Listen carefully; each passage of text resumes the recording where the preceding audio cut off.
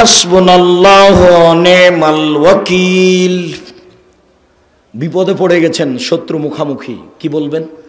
হাসবুনাল্লাহু ওয়া নি'মাল ওয়াকিল।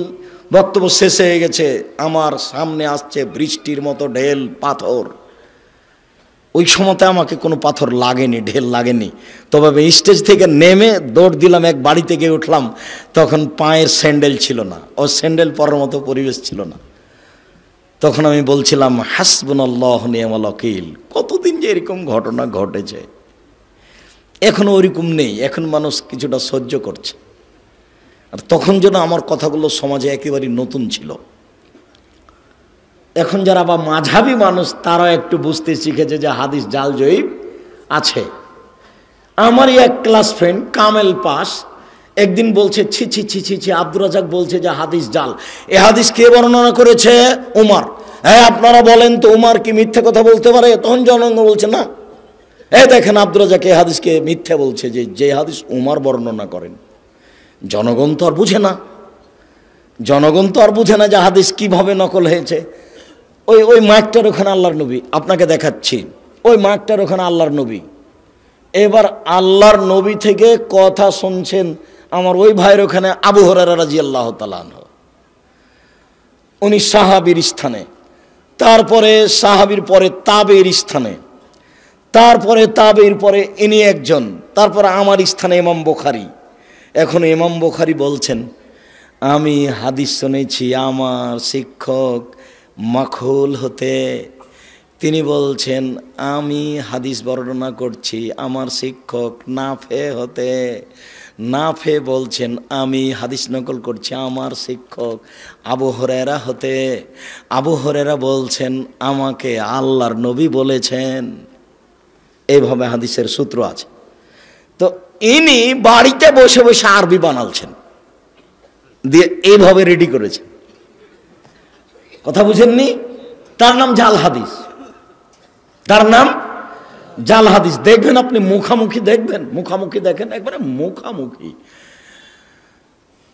বেশ কিছু হাদিস আছে, দাড়ি চাঁচা যাবে না, ছোট করা যাবে না, দাড়ি বড় করো।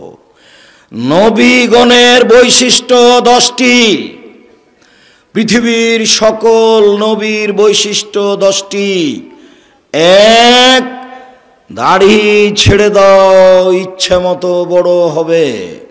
2, মোচ কেটে ফেলো, ব্লেড ব্যবহার করা হবে না, মোচ কাটতে হবে, মোচ থাকবে দেখে পুরুষ মনে হবে। দাড়ি আর মোচ চেঁচে ফেল দিলে ওকে বেটি ছেলে মনে হবে, মহিলা মানুষ, তখন তার উপরে অভিশাপ হবে। দাড়িও নাই মোচও নাই, তখন ও নারী, তারপরে অভিশাপ, তারপরে অভিশাপ, তারপরে অভিশাপ। মোচ থাকবে, দাড়ি থাকবে, পুরুষ মনে হবে, আর পুরুষত্বা শক্তি কমবে না। তখন নারী বুঝতে পারবে, ওই বোকা মহিলা তো বুঝেনি, তাই দাড়িকে খারাপ মনে করছে। ও যদি বুঝতে পারতো যে দাড়ি থাকলে পুরুষত্বা শক্তি বাড়ে, তাহলে তো বলতো না তুমি আরো দাড়ি রাখো, তুমি আরো দাড়ি রাখো, তুমি আরো দাড়ি রাখো। ও তো ওর বুঝেনি ধর্মের ব্যাপার। 2, বগলের লোম উঠিয়ে ফেলো, নারী পুরুষ একই হুকুম, ব্লেড চলবে না, নবীগণের বৈশিষ্ট্য।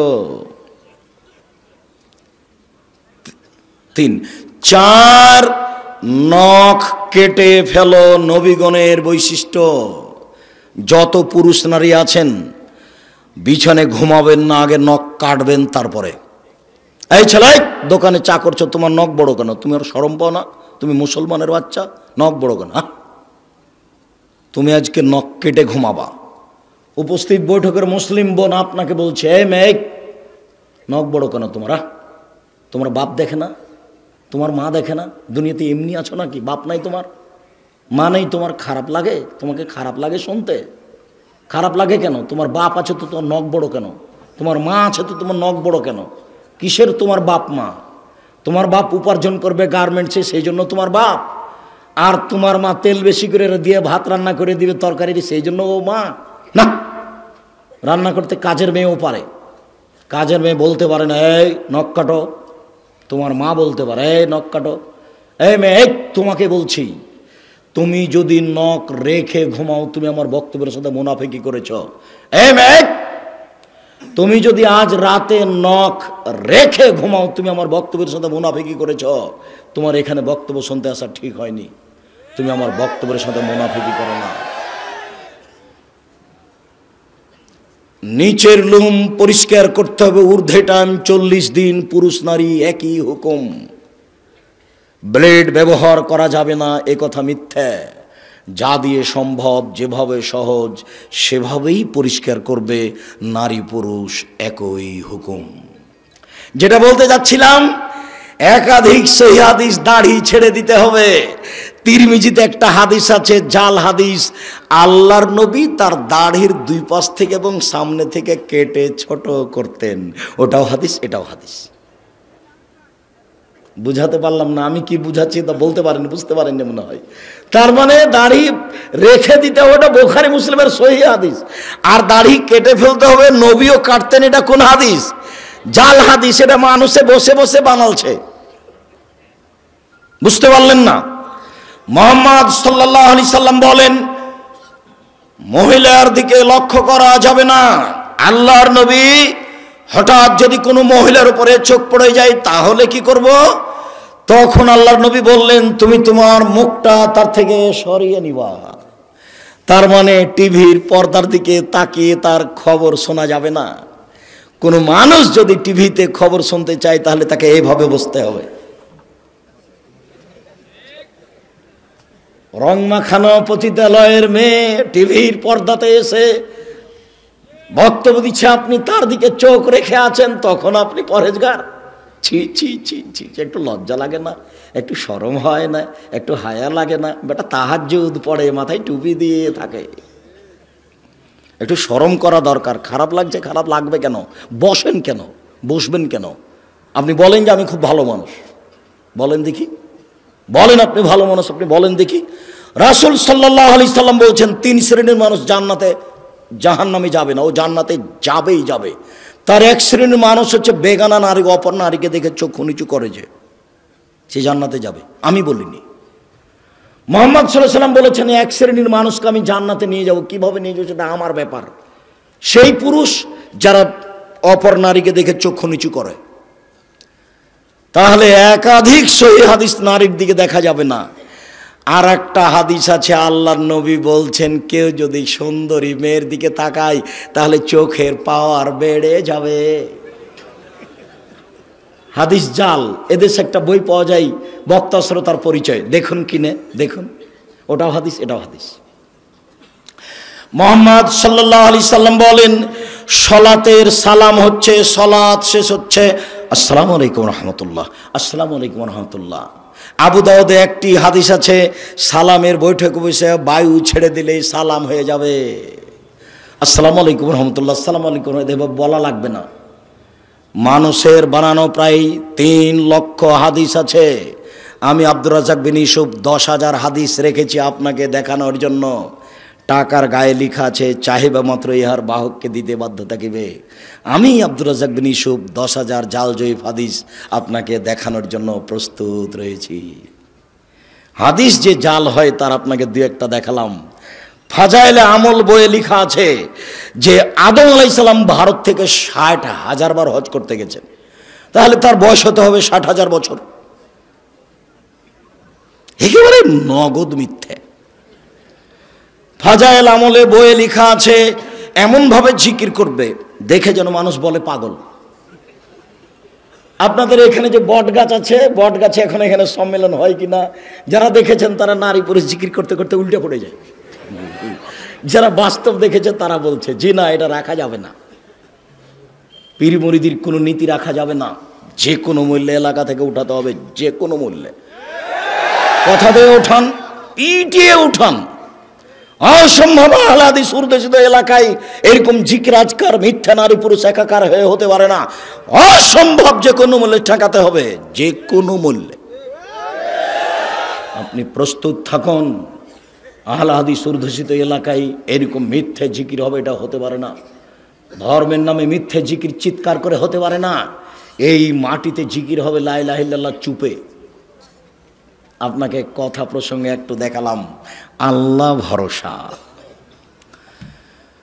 আল্লাহ ভরসা একটু। আবু বকর সিদ্দিক রাদিয়াল্লাহু তাআলা আনহু বলেন, আমি গারে শহরে আল্লাহর নবীর সাথে আছি। তার একটু আগে বলি, 1 মিনিট এক খেয়ালে চেয়ে থাকবেন। মন খারাপ, আবু বকর সিদ্দিক হিজরত করে চলে যাবেন, পালিয়ে যাবেন। আল্লাহ রাসূল বলছেন, আবু বকর তুমি একটু থামো, আমাকেও যাওয়া লাগতে পারে। তখন আবু বকর সিদ্দিক বুঝলেন তাহলে দুইজনের একসাথে হিজরত হবে। এবার আবু বকর সিদ্দিক 2টা উটের প্রস্তুতি নিলেন। আর বক্তা বলছেন যে সেদিন থেকে আবু বকর সিদ্দিক রাদিয়াল্লাহু তাআলা দরজায় দাঁড়িয়ে থাকলেন, কখন আল্লাহর নবী বলবেন, কখন রেডি, তাই তিনি রেডি আছেন। একবার সব মিথ্যা কথা। তখন উনি বুঝলেন যে আমাকে বের হতে হবে, 2টা উট রেডি।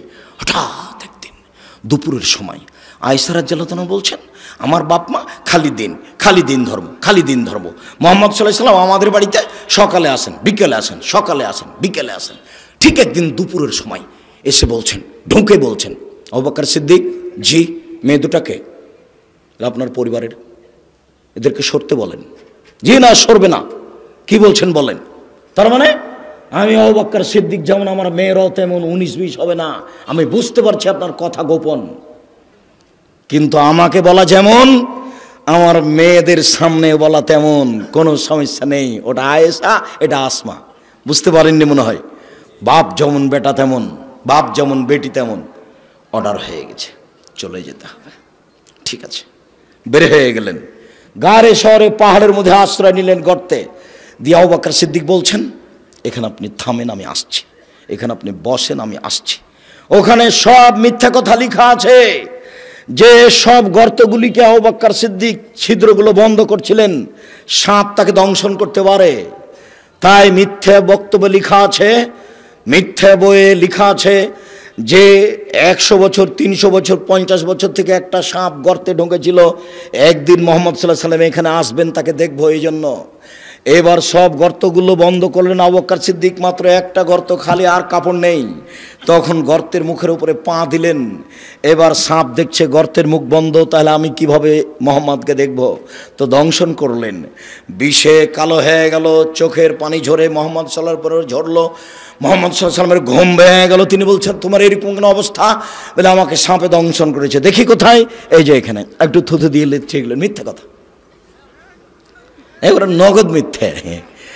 ওই গর্তের মুখের উপরে ঘুঘুর ডিম দেওয়া আছে। ঘুঘু মানে মাকড়সার জালে ঘুঘু ডিম দিয়েছে। একবারে নগদ মিথ্যা কথা, মিথ্যার নগদ প্রমাণ।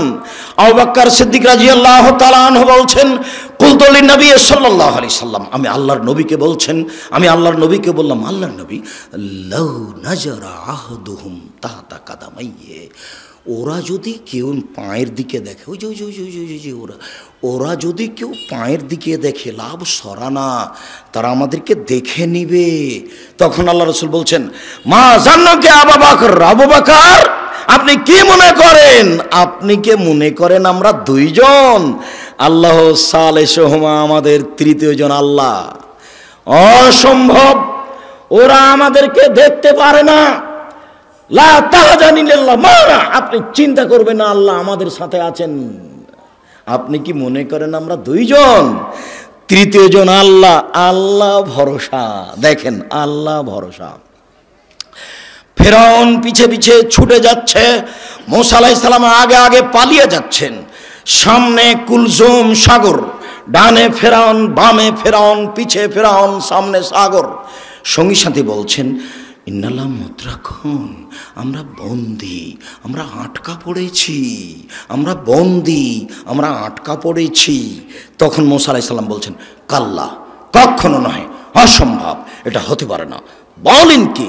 কাল্লা, কখনো নয়, অসম্ভব, এটা হতে পারে না। ইন্না মায়া রাব্বি, আমার সাথে আমার প্রতিপালক রয়েছেন, সায়াদিনী, তিনি আমাকে পথ দেখাবেন। কোনো পথই নাই, কোনো পথই নাই, বাঁচার কোনো পথই নাই। ডানে ফেরাউন, বামে ফেরাউন, পিছনে ফেরাউন, সামনে সাগর। মূসা আলাইহিস সালাম বলছেন, কখনো নহে, অসম্ভব, হতে পারে না। আল্লাহ আমার সাথে আছেন, তিনি আমাকে পথ দেখাবেন। আল্লাহ ভরসা, বুঝতে পারছেন না?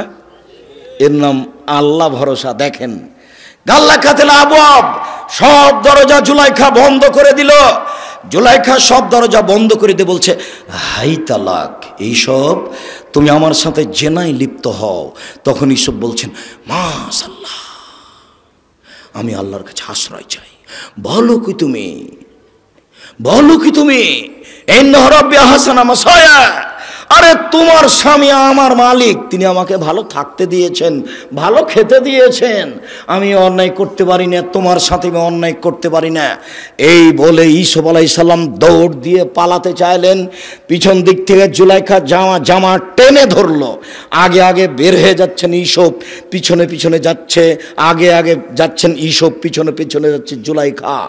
যখনই বের হলেন তখনই সামনে হলো জুলাইখার স্বামী, এক জায়গায় তিনজন, ইউসুফ, জুলাইখা, জুলাইখার স্বামী। দেখে জুলাইখা কথা উল্টে দিল। জুলাইখা বলল, এ দেখেন, এ দেখেন, এ দেখেন, যাকে আপনি লালন পালন করেন, দেখেন তার চরিত্র কত খারাপ, সে আপনার স্ত্রীর সাথে অন্যায় করতে চাই, এর কি শাস্তি হতে পারে? আরে আপনি দেশের বাদশা, কি শাস্তি উল্লেখ করবেন? আমি জুলাইখা বলছি, ওকে যথাযথ পিটন দিতে হবে, নইলে জেলখানায় বন্দি করতে হবে। 12 বছর জেল হলো। 12 বছর পরে সরকারের পক্ষ থেকে লোক এসেছে, এইসব আপনাকে সরকার ডেকে পাঠিয়েছেন, আপনি বের হন জেল থেকে। তখন ইউসুফ বলছেন, যাক, সরকারকে বলো ইউসুফ জেল থেকে বের হবে না যতদিন পর্যন্ত জুলাইখা জাতির সামনে ঘোষণা না দিয়েছে। আমি জুলাইখা বলছি, আমি অন্যায় করেছি, ইউসুফ অন্যায় করেনি। ইউসুফ এখানে সত্যবাদী, আমি মিথ্যাবাদিনী মহিলা। এই কথা জাতির সামনে ঘোষণা না দেওয়া পর্যন্ত আমি ইউসুফ জেল থেকে বের হব না। আমি আপনাকে যেটা বলতে চাচ্ছি, এই ছেলে, কোনোদিন কোনো মেয়ে মানুষের সাথে মোবাইলে গল্প করো না।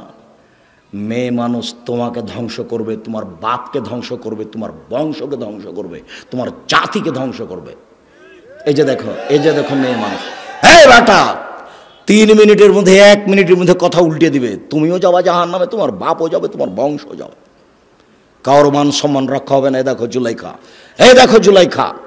জুলাইখা বলছে, এই যে দেখেন, আপনি যাকে খাওয়ার দিচ্ছেন, লালন পালন করছে, সে আপনার স্ত্রীর সাথে জেনা করতে চাই। হলো এটা? ঠিক হলো? আপনি কি করবেন তার? আরে আপনি কি করবেন? আমি জুলাইখা বলছি, ওকে যথাযথ পিটন দিতে হবে, নইলে জেলখানায় বন্দি করতে হবে। তুমি যার সাথে প্রেমের গল্প করছো, কথা উল্টে দিতে পারে। তখন তোমার কি হবে তুমি বুঝতে পারছো না। আজ থেকে আর কোনোদিন কোনো মেয়ের সাথে কথা বলো না। তোমাকে আবারও বলছি, তুমি তোবা করে উঠবা।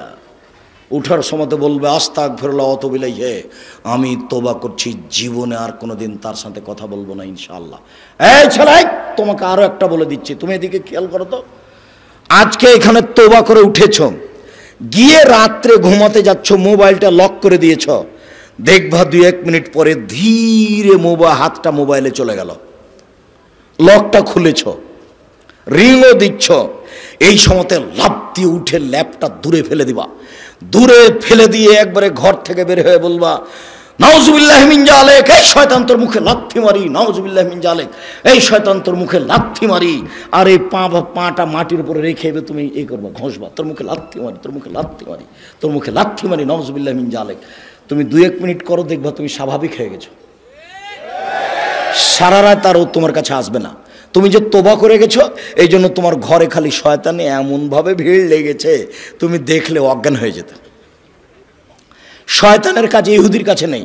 শয়তান জানে যে ইহুদি জাহান্নামে যাবে। শয়তানের কাজ খ্রিস্টানের কাছে নাই। শয়তান জানে যে খ্রিস্টান জান্নাতে যাবে। শয়তানের কাছে হিন্দুদের কাছে নাই। শয়তান জানে যে ওরা জাহান্নামে যাবে। স্কুল কলেজ থেকে শয়তান চলে এসেছে, কেন? যুবক যুবতীর উরু রানের উপরে মাথা দিয়ে বসে আছে। তখন শয়তান বলছে, তাহলে আমি আর কি করবো, আমি তো এটা করাতাম, তো ওরাই যখন করছে তখন আমি যাই, তো এখন আমি যাব কোথায়?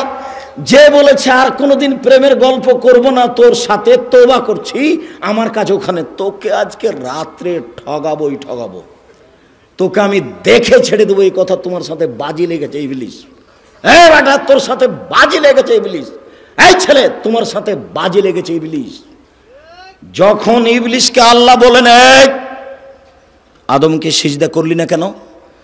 তখন ইবলিস বলছে, আমি সিজদা করব মানে? আদম মাটির তৈরি, আমি আগুনের তৈরি, তাকে কেন সিজদা করব? তখন আল্লাহ বলছেন, সর সর এখান থেকে, সর, দূর হ। তখন ইবলিস বলছে, হ্যাঁ দূর হয়ে যাব, তবে আমাকে একটা ক্ষমতা দিতে হবে। কি? আজীবন বেঁচে থাকবো। ঠিক আছে, দিলাম। আর একটা, আদমের ছেলে মেয়েকে দেখে ছেড়ে দেবো কিভাবে জান্নাতে যায়। আমি যাব জাহান্নামে আর ওরা যাবে জান্নাতে?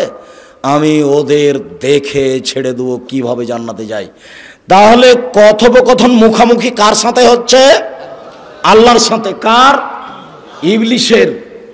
ইবলিশ আল্লাহর সাথে চুক্তি করেছে তোমাকে দেখে ছেড়ে দিয়ে তুমি কেমনে জান্নাতে যাও, যার জন্য তুমি তোবা করার সাথে সাথে তোমার ঘরে এসে ঢুকেছে। আর 1 মিনিট দেখো, 1 মিনিট এদিকে দেখো, এদিকে। আদম জি ফল খাবেন না, যেমন বলেছেন ফল খাবেন না, তেমনি ইবলিশ এসে বলছে আমি ভালো মানুষ, আপনি আমার কথা শোনেন, আমি উত্তম পরামর্শদাতা, আমি ভালো মানুষ, আপনি আমার কথা শোনেন। তারপর আর নাই। হাওয়া কি করা যায়?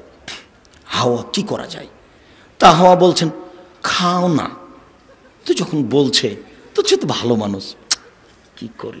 আবার চলে এসেছে, আরে আমি ভালো মানুষ, আমার কথা শোনেন, আল্লাহ আপনাকে জান্নাতে রাখবেন না সেই জন্য এই কথা বলেছে, আপনি খান জান্নাতে থাকবেন, আমি খুব ভালো মানুষ, আমি কল্যাণ কামনা করি, আপনার কল্যাণ কামনা করি। তারপর আর নাই।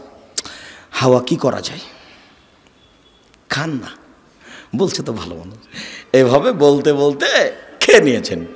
যেমন খেয়েছেন তেমনি আল্লাহ বলছেন আমি নিষেধ করলাম যে আমি। তখন দুইজন মিলে বলছে রব্বানা জালামনা আনফুসানা ওয়া ইল্লাম তাগফির লানা ওয়া তারহামনা লানাকুনান্না মিনাল খাসিরিন। হে আমাদের প্রতিপালক, তুমি যদি দয়া না করো, তুমি যদি ক্ষমা না করো, তাহলে আমরা অপরাধীদের অন্তর্ভুক্ত হব।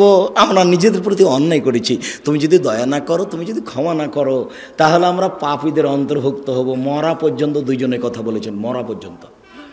আর সব নিজের ছেলে মেয়েকে বলে গেছেন, আপনাকে বলেছেন। আপনি কি বলবেন? রব্বানা জালামনা আনফুসানা ওয়া ইল্লাম তাগফির লানা ওয়া তারহামনা লানাকুনান্না মিনাল খাসিরিন। কে বলেছেন? আমার বাপ বলেছেন। কে বলেছেন? আপনার বাপ বলেছেন। কে বলেছেন বলেন তো দেখি? আদম আলাইহিস সালাম বলেছেন। অতএব আমাকে আপনাকে বলতে হবে খুব শয়তান, ও হলো শয়তান। এইবার আপনাকে খালি যদি কথা বলিয়ে দিতে পারে মেয়েটার সাথে, বেটা তোবা কোথায় গেল রে তোর, এই বেটা তোর তোবা কোথায় গেল, ঠিক করেছিস তুই রে বেটা, তুই কথা বলেছিস, আমি এটা চাচ্ছিলাম, বাস থাক এবার আমি যাই। যার জন্য একবারে লাথি মারবে তুমি তার মুখের উপর, তোর মুখে লাথি মারি, তোর মুখে লাথি মারি, নাউজুবিল্লাহ মিন জালিক, নাউজুবিল্লাহ মিন জালিক, আস্তাগফিরুল্লাহ ওয়া আতুবু ইলাইহি। আমি তোবা করলাম, আবার এই কথা বলছি কেন? আল্লাহ ভরসা। 2-1 মিনিট, বেশি নয়। এই ছেলে বসো। সম্মানিত দিনী ভাই বোন, এই 2-3টা হাদিস, কয়েক মিনিট। উমর ইবনে খাত্তাব রাদিয়াল্লাহু তাআলা আনহু বলেন, রাসূল সাল্লাল্লাহু আলাইহি সাল্লাম বলেছেন, লাউ আন্নাকুম তাতাওয়াক্কালুনা আলাল্লাহি হাক্কা তাওয়াক্কুলিহি। পৃথিবীর মানুষ, তোমরা যদি সত্য সত্য আল্লাহর উপরে ভরসা করো, লা রাযাকতুম, তাহলে তোমাদের রুজি দেওয়া হবে। কামা ইরযাকুত তায়র, যেমন পাখিকে রুজি দেওয়া হয়। তাক তো খেমাসান তার হবে তা না। সকালে পাখি খালি পেটে আসে, বিকালে পাখি ভরা পেটে যায়। পাখি কি গতকালকে খাদ্য জমা করে গেছিল?